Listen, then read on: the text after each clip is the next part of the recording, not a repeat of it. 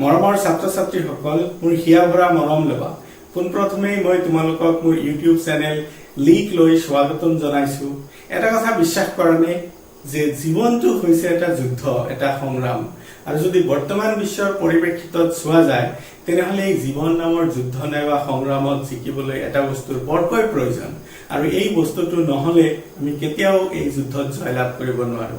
আৰু সেই বস্তুটো হৈছে শিক্ষা অৰ্জন কৰা নাইবা জ্ঞান আহৰণ কৰা। এতিয়া তোমালোক দশমমান শ্ৰেণীৰ ছাত্ৰ-ছাত্ৰী, আৰু দশমমান শ্ৰেণীৰ ছাত্ৰ-ছাত্ৰী হিচাপে তোমালোকৰ প্ৰথম দায়িত্ব আৰু কৰ্তব্য হৈছে তোমালোকৰ পাঠ্যক্ৰম ভালদৰে জানি লোৱা, বুজি লোৱা, আৰু সেই পাঠ্যক্ৰমত থকা জ্ঞানখিনি আহৰণ কৰা। আৰু সেই কাৰণে মই আশা ৰাখিছো যে তোমালোকে ঘৰতে বহি অবাবতে সময় খৰচ নকৰি মনোযোগেৰে নিয়মিতভাৱে তোমালোকৰ পাঠ্যক্ৰম পঢ়ি আছা।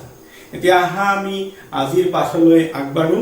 আজি আমি পঢ়িবলৈ গৈ আছো এটি কবিতা, আৰু সেই কবিতাটোৰ নাম হৈছে অলপ ৰবা।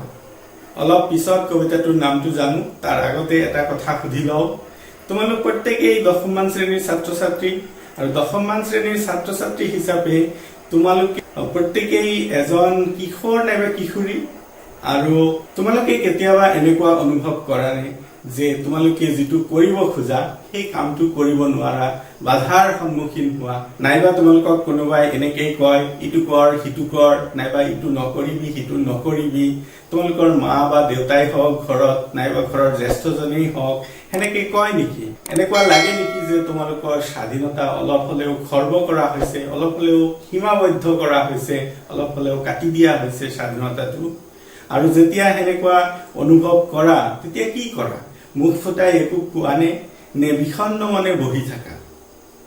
তোমালোকৰ নিচিনাই এজনী ছোৱালী কবিয়ে তাইৰ নাম দিছে আমাণ্ডা, আৰু আমাণ্ডাক যেতিয়া তাইৰ মাক নাইবা দেউতাকে, সেইটো কবিতাটোত স্পষ্ট নহয় তথাপি মাক বুলি ধৰি লৈছো দিয়া, আমাণ্ডাৰ মাকে যেতিয়া তাইক বিভিন্ন কথাত হকা বাধা কৰে নাইবা বিভিন্ন কাম কৰাৰ কথা ইনকুৱাৰী কৰে, তেতিয়া তাই কি কৰে? তাই এটা কাল্পনিক জগতত সোমাই পৰে, আৰু তাইৰ নিজাকৈ এটা কল্পনাৰ জগত বনাই লয়, আৰু সেই জগতত তাই উঠি ভাহি ফুৰে।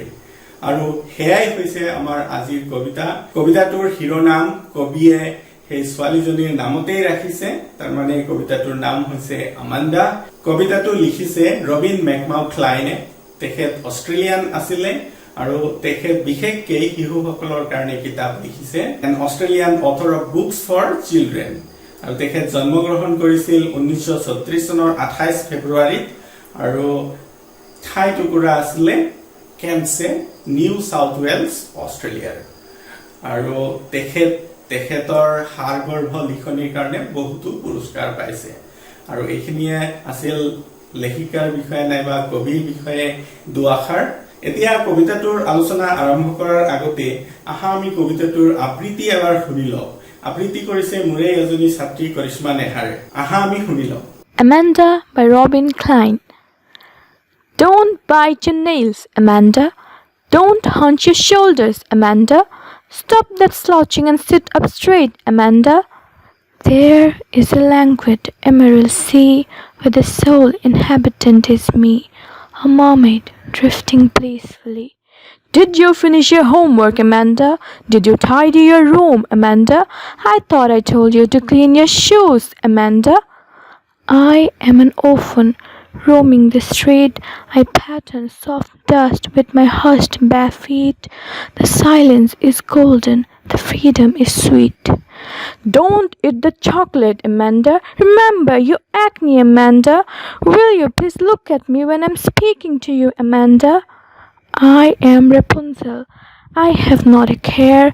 Life in a tower is tranquil and rare.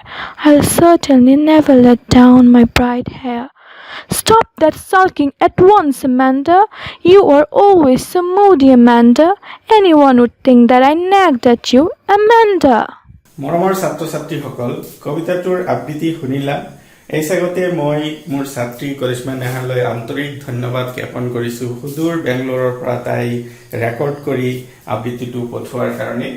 মৰমৰ ছাত্ৰ-ছাত্ৰীসকল, হয়তো কবিতাটোত তোমালোকে বহুতখিনি জটিল শব্দ পাইছা, গতিকে কবিতাটো বুজি পোৱাৰ আগতে আমি জটিল শব্দসমূহৰ ভাঙনি কৰি অসমীয়া আৰু ইংৰাজীত দুটা ভাষাতে বুজি লওঁ মই যিখিনি শব্দ জটিল বুলি ভাবিছো সেইখিনি শব্দ দি দিছো প্ৰথমতে আহিছে হান্স হান্স মানে হৈছে to stand sit or walk in a bend posture কুজা নাইবা ধেনুভুৰিয়া কৰি থিয় দিয়া বহা নাইবা খোজ কৰা স্লাউচিং স্লাউচিং মানে হৈছে to sit or stand with an awkward drooping posture শৰীৰ বেকা কৰি নাইবা কুজা কৰি বহা নাইবা থিয় দিয়া ল্যাঙ্গুৱেজ ল্যাঙ্গুৱেজ মানে হৈছে ৰিলেক্সড তাৰ মানে শান্ত এমাৰেল্ড এমাৰেল্ড মানে হৈছে গ্ৰীণ গ্ৰীণ মানে তোমাৰ এমাৰেল্ড মানে আসলতে পান্না বুজায় আৰু ইয়াতে পান্নাৰ নিচিনা হেউজিয়া বুলি বুজাইছে সোল মানে হৈছে অনলি সিঙ্গেল একমাত্ৰ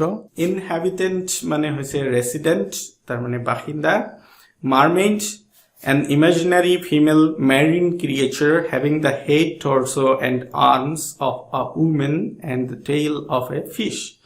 জলপৰী তোমালোকে হয়তো শুনিছা শব্দটো জলপৰী হৈছে মাৰমেইড ড্ৰিফটিং মুভিং স্লোলি অনাই বনাই ফুৰা নাইবা লাহে লাহে ফুৰা blissfully with bliss in enjoying mood আনন্দপূৰ্ণ ভাৱে tidy orderly, systematic and organized. Poriskar naiba shrinkhalabaddha. Orphan, a child who has lost both parents through death, sometimes one parent, father or mother. Maura naiba ghat maura naiba ami onath buliu kau. Roam mane hoise to walk, go or travel without a fixed purpose, ramble or wander. Onai bonai ghuri fura.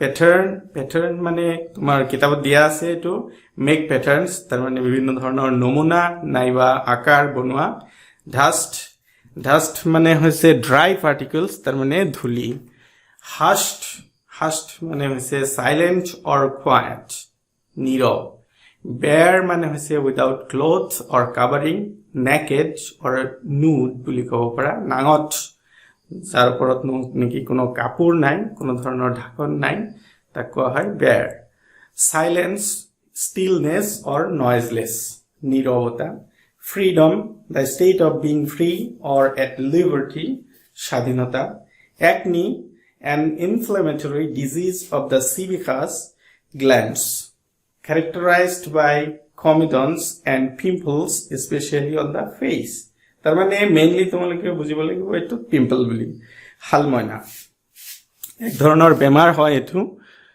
Rapunzel O fairy এজনী পৰী care অৰি anxiety অৰ concern চিন্তা নাইবা উদ্বেগ tower আ টল নেৰো building নাইবা স্তম্ভ বুলি ক'ব পাৰা tranquil calm শান্ত rare unusual or uncommon coming or occurring far apart in time অগতানুগতিক নাইবা বিৰল sulking মানে হৈছে to remain silent or hold oneself aloof in a sullen ill-humored or offended mood ruh বা ঠেহ পাতা অভিমান কৰা moody মানে হৈছে given to gloomy depressed or sullen moods ill-humored মেজাজি বিষণ্ণ হতাশ যেটো কোৱা নেগ মানে হৈছে to annoy by persistent fault finding complaints or demands গালি হপনি পাৰি থকা নেৰে নেপৰাকৈ কষ্ট দি থকা যন্ত্ৰণা দি থকা ইত্যাদি মৰমৰ ছাত্ৰ ছাত্ৰীসকল আমি কবিতাৰ আবৃত্তি শুনিলো আৰু কবিতাটোৰ জটিল শব্দবিলাকৰো অৰ্থ জানিলো এতিয়া কবিতাটো বুজি পোৱা হয়তো বহুত উজু হ'ব কবিতাটোত মুঠতে 7টা স্তবক আছে তাৰ মানে কবিয়ে কবিতাটো সম্পূৰ্ণ কৰিছে 7টা স্তবকত আৰু যদি আমি গোটেইখিনি স্তবক ভালকৈ চাওঁ তেনেহলে প্ৰথম তৃতীয় পঞ্চম আৰু সপ্তম এই 4টা স্তবক এনেকুৱা লাগে যে কবিয়ে এনেকুৱা ৰূপত লিখিছে যেন আমান্দাৰ মায়ে নাইবা দেউতায়ে কথাখিনি কৈ আছে আৰু সেকেন্ড তাৰ মানে দ্বিতীয় চতুৰ্থ আৰু ষষ্ঠ এই তিনিটা স্তবকত আমান্দাই নিজে কল্পনা কৰি আছে কথাবিলাক আৰু সেই কাৰণে সেই কথাখিনি কবিয়ে কি কৰিছে ব্ৰেকেটৰ মাজত ৰাখিছে প্যাৰেন্থেসিছৰ মাজত ৰাখিছে এই তিনিটা স্তবকত কবিয়ে কথাবিলাক এনেকে লিখিছে যেন আমান্দাই এটা কল্পনাৰ জগত বনাই লৈছে, এটা কল্পনাৰ পৃথিৱী বনাই লৈছে য'ত নেকি কেৱল মাত্ৰ তাই আৰু সেই পৃথিৱীত তাই বিচৰণ কৰি আছে মুক্ত মনেৰে। এতিয়া আহা আমি আৰম্ভ কৰো কবিতাটো। প্ৰথম স্তবকতেই আমান্দাক আমান্দাৰ মাকে এনেকৈ কৈছে, Don't bite your nails, Amanda. Don't hunch your shoulders, Amanda. Stop that slouching and sit up straight, Amanda. ইয়াতে আমান্দাক আমান্দাৰ মাকে কি কৰিছে? আমান্দাৰ মায়ে তোমাৰ তাইৰ যিবিলাক শিশুসুলভ কাম আছে, যেনেকৈ নেকি নখ কামৰা, নাইবা কেতিয়াবা আমি ৰিলেক্স হৈ এলেহুৱাভাৱে শৰীৰ বেকা কৰি, নাইবা কাণটো বেকা কৰি, নাইবা পিঠিটো বেকা কৰি বহি থাকো। যেতিয়া মানুহে কিবা কয় আৰু সেই সময়ত সেনেকুৱা ভংগীমাত বহা যায়, তেতিয়া সেইটো ভাল নেদেখায়। গতিকে আমান্দাৰ মাকে আমান্দাক কিবা কৈ আছে আৰু সেই সময়ত তাই কি কৰি আছে? শৰীৰ বেকা কৰি এলেহুৱাভাৱে বহি আছে, আৰু সেইটো আমান্দাৰ মাকে পছন্দ কৰা নাই। আমান্দাৰ মাকৰ খং উঠিছে আৰু সেইকাৰণে তাইক বাধা দিছে যে নখ নাকামুৰিবা, চিধা হৈ বহা, বেকা হৈ নবহিবা, কোজা হৈ নবহিবা, পিঠি বেকা কৰি নবহিবা। আৰু আমান্দাৰ মাকে যেতিয়া আমান্দাক এই কথাবিলাক কৈ আছে, তেতিয়া আমান্দাই কি কৰি আছে? আমান্দাই নিজৰ যিটো কল্পনাৰ পৃথিৱী, সেই কল্পনাৰ পৃথিৱীত তাই বিচৰণ কৰি আছে। আৰু তাই কি কল্পনা কৰি আছে? There is a languid immoral sea where the sole inhabitant is me, a mermaid drifting blissfully. ইয়াতে আমি শব্দবিলাক অলৰেডি পাই আহিছো, কোনটোৰ মিনিং কি। ল্যাঙ্গুইড মানে শান্ত, ৰিলেক্সড, এমাৰেল্ট মানে সেউজীয়া বুজাইছে, আৰু সি মানে সাগৰ। গতিকে এটা বিশাল সাগৰ যিটো নেকি শান্ত আৰু সেউজীয়া, আৰু তাতে মই একমাত্ৰ বাসিন্দা, the sole inhabitant. soul মানে একমাত্ৰ, inhabitant মানে বাসিন্দা। গতিকে একমাত্ৰ বাসিন্দা কোন? মি, মই। আমান্দাই কৈ আছে, আমান্দাই কি কৈ আছে? যে একমাত্ৰ বাসিন্দা মই ক'ত? ক'ত? সেই সেউজীয়া শান্ত বিশাল সাগৰত মই একমাত্ৰ বাসিন্দা। কি হিচাপে? মাৰমেইড, এজনী জলপৰী হিচাপে। আৰু মই কি কৰি আছো? এজনী জলপৰী হৈ পেলাই ড্ৰিফটিং ব্লিছফুলি। যদিও ড্ৰিফট মানে মই দিছো অনাই বনাই ঘূৰি ফুৰা, ইয়াত বুজাইছে আচলতে সাঁতুৰি ফুৰা। ড্ৰিফটিং ব্লিছফুলি, সাঁতুৰি আছো আনন্দপূৰ্ণভাৱে। তাৰ মানে মই এজনী জলপৰী আৰু মোৰ বাস ক'ত? সাগৰ, যিটো নেকি শান্ত আৰু সেউজীয়া, আৰু তাত মই যি কৰো তাক বাধা দিবলৈ কোনো নাই। মই আনন্দপূৰ্ণভাৱে নিজৰ খুচিমতে মই ইফালৰ পৰা সিফাল সাঁতুৰি নাদুৰি আছো। তাৰ পিছত আকৌ আমান্দাৰ মাকে আমান্দাক কৈছে, Did you finish your homework, Amanda? Did you tidy your room, Amanda? I thought I told you to clean your shoes, Amanda. ইয়াতে আকৌ আমান্দাৰ মাকে ইনকুৱাৰী কৰিছে কিছুমান কাম তাই কৰিছে নে নাই। তাই কি কৈছে? যে তুমি তোমাৰ হোমৱৰ্ক কৰিছা নে নাই? তোমালোক ছাত্ৰ ছাত্ৰী হিচাপে হোমৱৰ্ক শব্দটো বুজিয়ে পোৱা, যে স্কুলৰ পৰা যিখিনি কাম কৰিবলৈ দিয়ে সেইখিনি হোমৱৰ্ক বুলি কয়। গতিকে তাই হোমৱৰ্কখিনি কৰিছে নে নাই, সম্পূৰ্ণ কৰিছে নে নাই, সেই কথাটো সুধিছে। আৰু সুধিছে কি?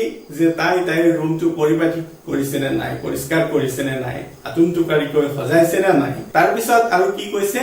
এইটো কৈছে যে মই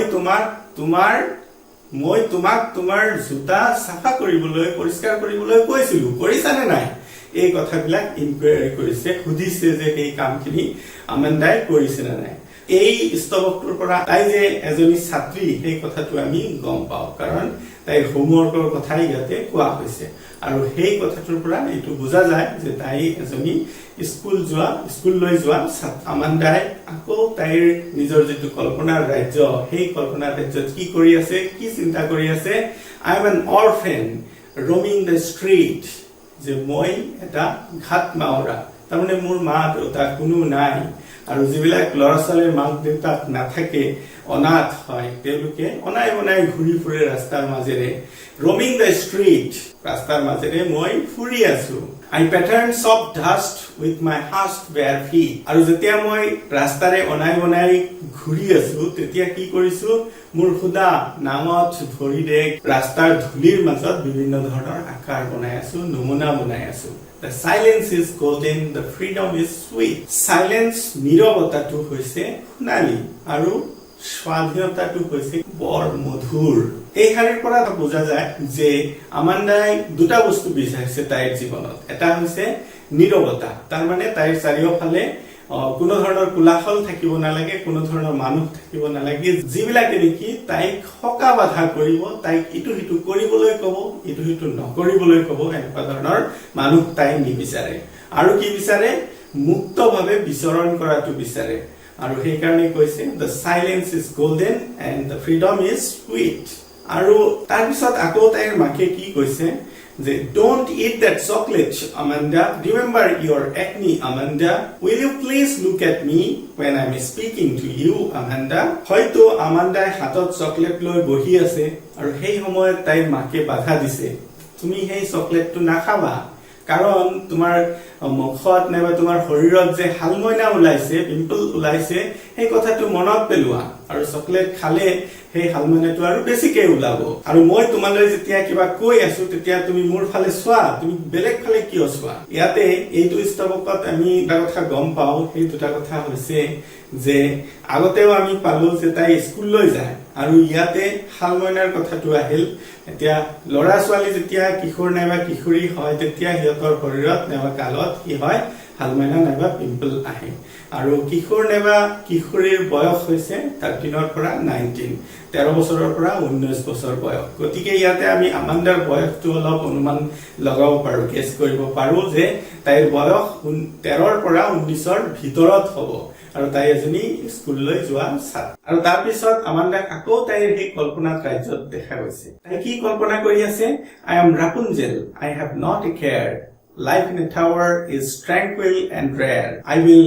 certainly never let down my bright hair. ইয়াতে তোমালোকে এটা কথা বুজি পাব লাগিব ৰাপুঞ্জেল শব্দটো ক'ৰ পৰা আহিল আৰু ৰাপুঞ্জেল কিয় আনিলে ৰাপুঞ্জেল হৈছে জাৰ্মান পৰীৰ সাধুৰ এটা চৰিত্ৰ আচলতে এই শব্দটো এবিধ শাকৰ নাম গ্ৰীন সালাড তাৰমানে সেউজীয়া শাকৰ নাম কিন্তু জাৰ্মান পৰীৰ যিটো সাধু আছে এই সাধুৰ যিটো মুখ্য চৰিত্ৰ এজনী ছোৱালী এজনী পৰী সেই পৰীটোৰ নাম থাকে ৰাপুঞ্জেল আৰু তাইক কি কৰা হয় তাইৰ ঘৰৰ পৰা লৈ গৈ এটা দীঘল ওখ টাৱাৰত ৰাখা হয় আৰু সেই টাৱাৰৰ ওপৰ ভাগত য'ত তাই থাকে তাত কোনো দৰজা নাথাকে কেৱল মাত্ৰ এটা খিৰিকী থাকে আৰু তাইৰ দীঘল উজ্জ্বল চুলি থাকে আৰু সেই চুলিৰ যাদু শক্তি থাকে আৰু তাইৰ লগত এজনী বৃদ্ধা মহিলা বাস কৰে আৰু সেই মহিলাজনী যেতিয়া তলত সেই টাৱাৰৰ তলত আহে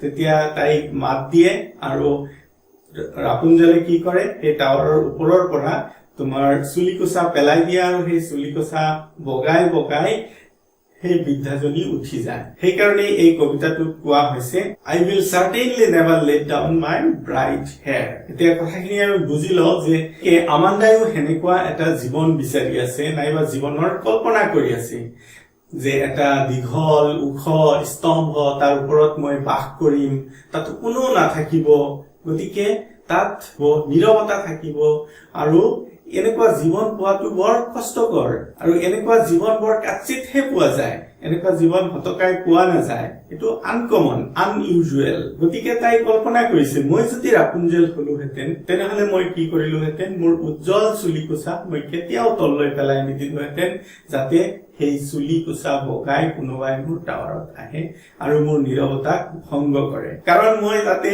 যেতিয়া থাকিম তেতিয়া মই কাৰো কাৰণে চিন্তা নকৰো মোৰ কোনো চিন্তা নাই I have not a care মোৰ কোনো উদ্বেগ নাই মোৰ কোনো চিন্তা নাই মই বৰ সুখী হলোহেঁতেন হেনেকৈ আমান্দাই চিন্তা কৰিছে এতিয়া সপ্তম স্তবক তাৰমানে শেষ স্তবকটো কি কৈছে আমান্দাৰ মাকে আমান্দাক কৈছে stop that sulking at once Amanda you are always so moody Amanda Anyone would think that I always nagged at you, Amanda. এতিয়া এটা কথা ভাবিছোৱাচোন যদি তোমাক কোনোবাই সদায় কিবা নহয় কিবা এটা কৈ থাকে তাৰ মানে ইটো সিটো কৰিবলৈ নাইবা নকৰিবলৈ কৈ থাকে তেনেহলে তোমাৰ মনত কেনেকুৱা লাগিব তুমি কি কৰিবা যে আমান্দাই কি কৰিছে আমান্দাৰ মনত বৰ বেজাৰ পাইছে আৰু সেই কাৰণে তাই বিখন্ন মনেৰে অভিমানী মনেৰে বহি আছে আৰু মুখটো ফুলাই মেজাজি হৈ পেলাই হতাশ হৈ পেলাই বিখন্ন হৈ পেলাই বহি আছে আৰু সেই কাৰণে মাকৰ হেতু ভাল লগা নাই আৰু সেইকাৰণে তাইক দাবী ধমকি দিছে তোমাৰ সেই ঠেহ পাতা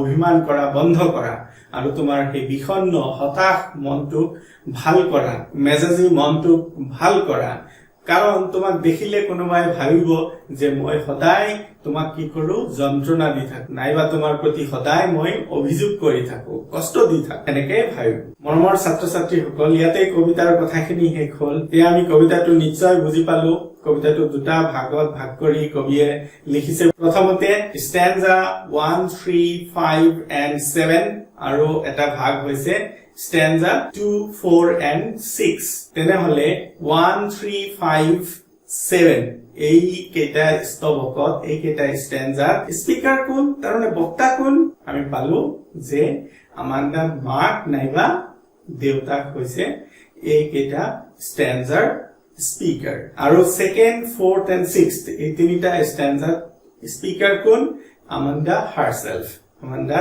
হৈছে স্পিকাৰ মৰমৰ ছাত্ৰ ছাত্ৰীসকল আশা কৰো তোমালোকে কবিতাটো ভালদৰে বুজি পাইছা এতিয়া আহা আমি পুনে পুনে প্ৰশ্ন আৰু উত্তৰসমূহলৈ যাওঁ প্ৰথমতে পাঠভিত্তিক প্ৰশ্ন আহিব তাৰ পিছত অতিৰিক্ত কিছুমান প্ৰশ্ন আছে আৰু তাৰ পিছত 2015 পৰা 2020 লৈকে যিখিনি হাইস্কুল শিক্ষান্ত পৰীক্ষা হৈ গৈছে সেই শিক্ষান্ত পৰীক্ষাসমূহত অহা প্ৰশ্নবিলাকৰ প্ৰশ্ন আৰু উত্তৰ দুয়োটাই আমি আলোচনা কৰিম পাঠভিত্তিক প্ৰশ্নৰ প্ৰথমতে আহিছে how old do you think Amanda is how do you know this এই দুটা প্ৰশ্নৰ উত্তৰ আমি এনেকৈ লিখিব পাৰো after a meticulous reading of the poem Amanda it seems that Amanda is a school-going teenage girl within 13 to 19 years of age this is known clearly from the line where the speaker forbids Amanda from eating chocolate reminding her acne দ্বিতীয় প্ৰশ্ন who do you think is speaking to her তো আমি এনেকৈ লিখিব পাৰো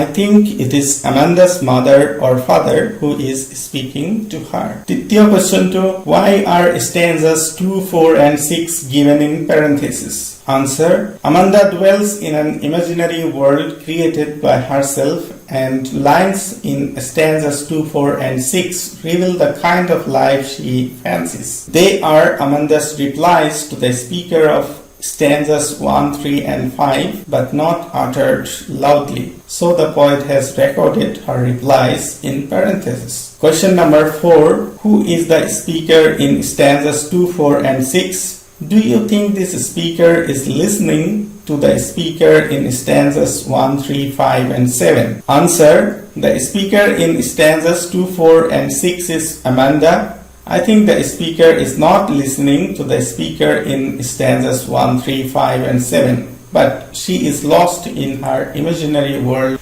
created by herself question number 5 what could Amanda do if she were a mermaid answer if Amanda were a mermaid, she could drift in the relaxed water of vast sea at her own pace to the utmost pleasure of her mind without any disturbance from anyone. Question number 6. Is Amanda an orphan? Why does she say so? Answer. No, Amanda is not an orphan. She says so to express the idea that she yearns the freedom as like that of an orphan.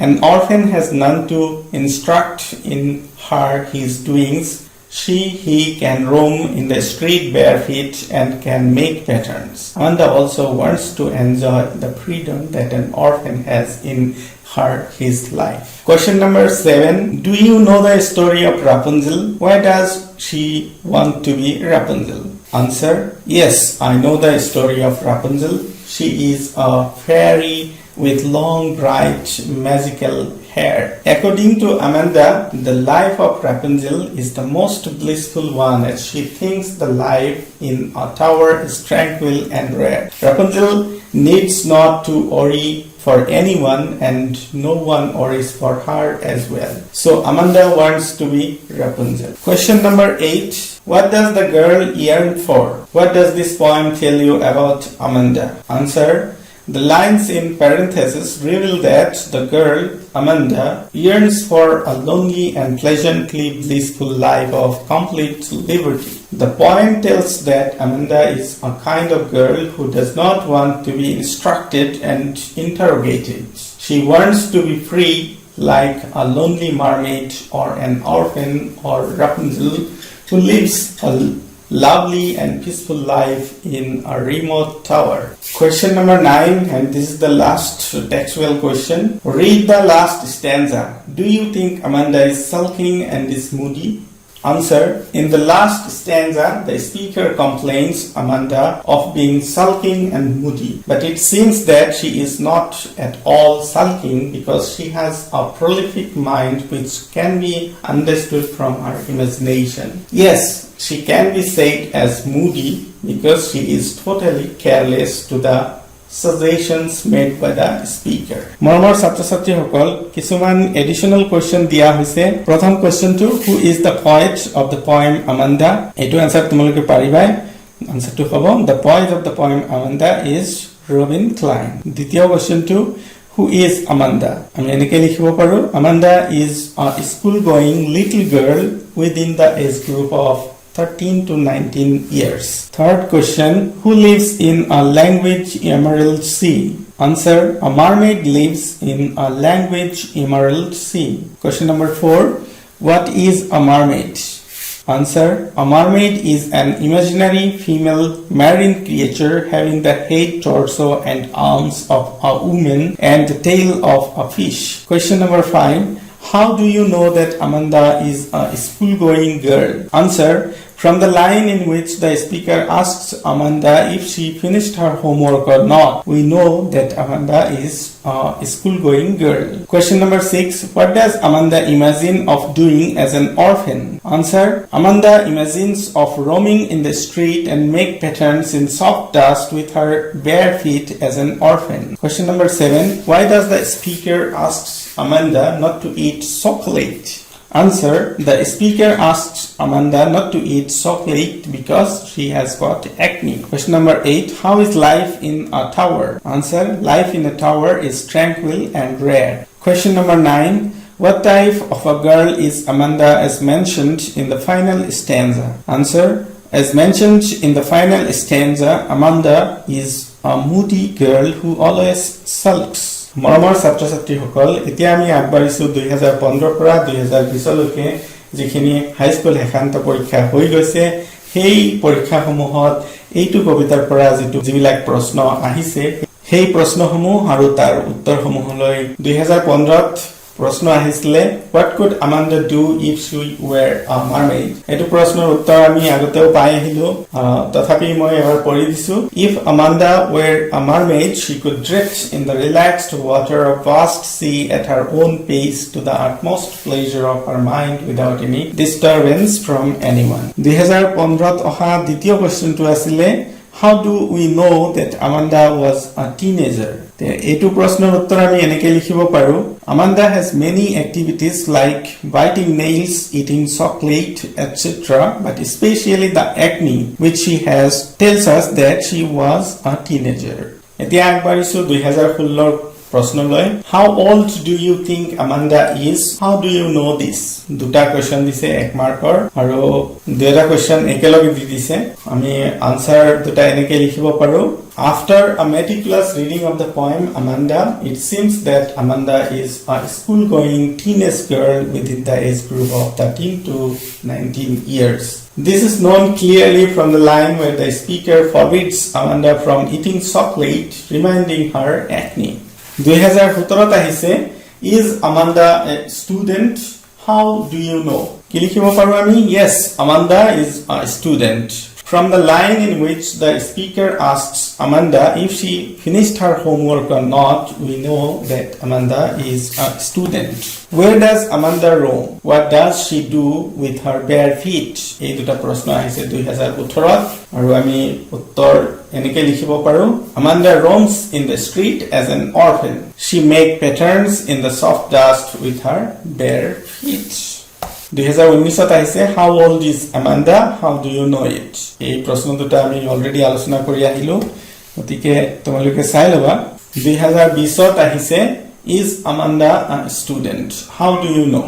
এই প্ৰশ্ন দুটাও অলপ আগতে আমি আলোচনা কৰিলো তথাপি answer দিয়া আছে তোমালোকে এবাৰ পঢ়ি লবা আমাৰ ছাত্ৰ-ছাত্ৰীসকল আশা কৰো তোমালোকে কবিতাটো ভালকে বুজি পাইছা প্ৰশ্ন আৰু উত্তৰসমূহৰ সৈতে আৰু ইয়াতেই মই কবিতাৰ পাঠটি সমাপ্ত কৰিলো এটা কথা মই তোমালোকক কওঁ যে আমি জীৱনত বহুতো লক্ষ্য বাছি লওঁ আৰু সেই লক্ষ্যত উপনীত হ'বৰ কাৰণে আমি কিছুমান পৰিকল্পনা ৰচো তাৰ মানে তোমাৰ কেনেকৈ সেই লক্ষ্যত আমি উপনীত হওঁ আৰু এতিয়া তোমালোকৰ সন্মুখত প্ৰথম লক্ষ্যটো কি হৈছে 10ম মান শ্ৰেণীৰ যেটো বোৰ্ড এক্সাম তাৰ মানে SSLC এক্সাম হাই স্কুল শিক্ষান্ত পৰীক্ষা সেই পৰীক্ষাত এটা ভাল ৰিজাল্ট কৰা আৰু ভাল ৰিজাল্ট কৰিবৰ কাৰণেও আমি কি কৰিব লাগিব পৰিকল্পনা কৰিব লাগিব আৰু মই কেৱল ইংৰাজীৰ কথাই কোৱা নাই প্ৰত্যেকটো বিষয়তে তোমালোকে ভাল ৰিজাল্ট কৰিবলৈ এটা পৰিকল্পনাৰ দৰকাৰ গতিকে ইংৰাজী বিষয়টোতো এটা ভাল